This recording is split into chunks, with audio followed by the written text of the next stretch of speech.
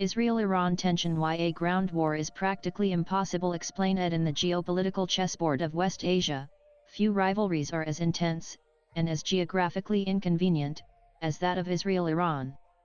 Unlike typical international hostilities that stem from a tense shared border, this enmity stretches over nearly 2,000 kilometers of separation, across multiple sovereign nations and some of the world's most volatile terrain. Despite their bitter hostility, Israel and Iran are not neighbors like India and Pakistan or South and North Korea.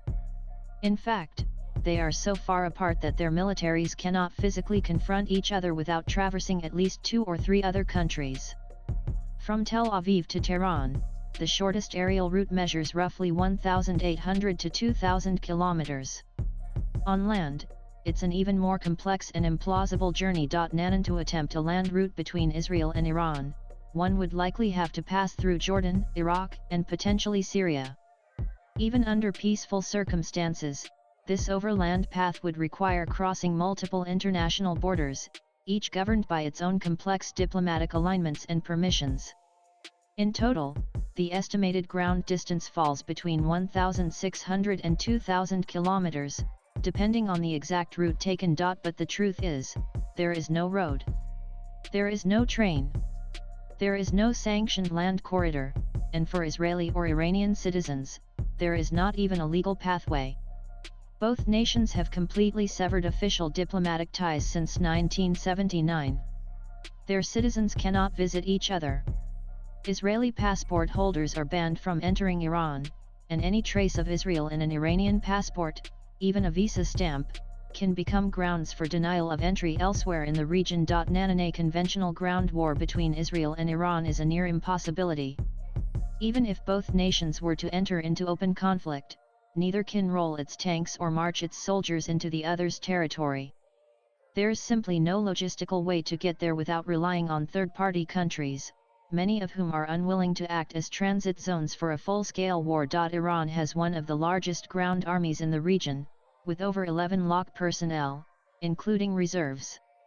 Israel, by contrast, maintains a leaner but technologically superior ground force of around 4 to 5 lakh troops.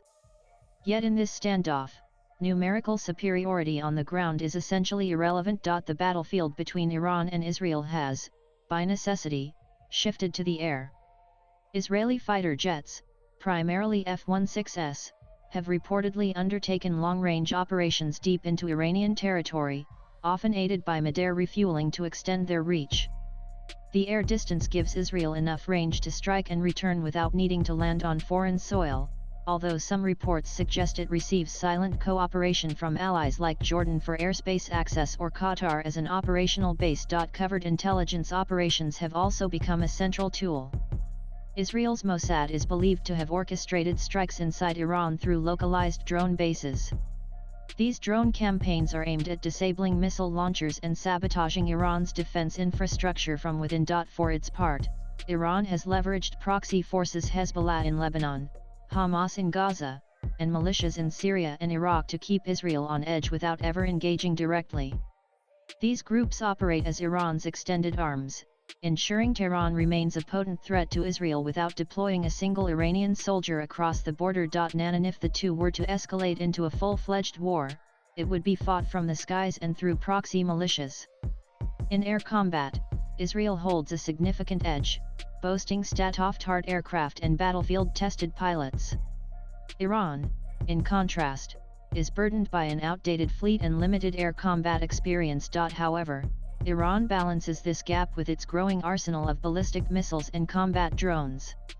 While its aircraft are outclassed, its long-range missile systems pose a serious threat to Israeli cities, infrastructure, and military targets, especially if launched in a coordinated wave. In the United States' role remains murky but influential.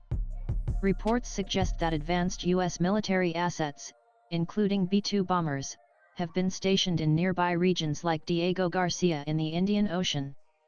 Though the U.S. denies direct involvement in Israeli strikes, the presence of such hardware signals a readiness to intervene, or at least to deter Iran. In the wider region, countries like Jordan and Qatar have reportedly enabled certain Israeli operations either by offering airspace or tacit logistical support.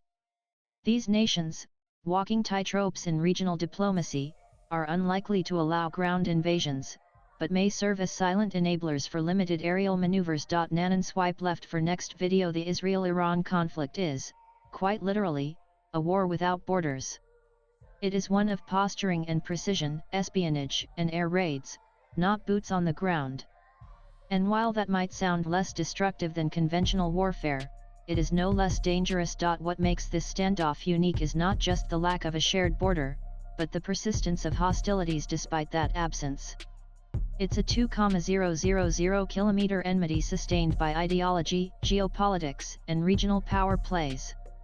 One that cannot be fought with tanks and trenches, but with drones, missiles, and proxy militias. Latest blogs.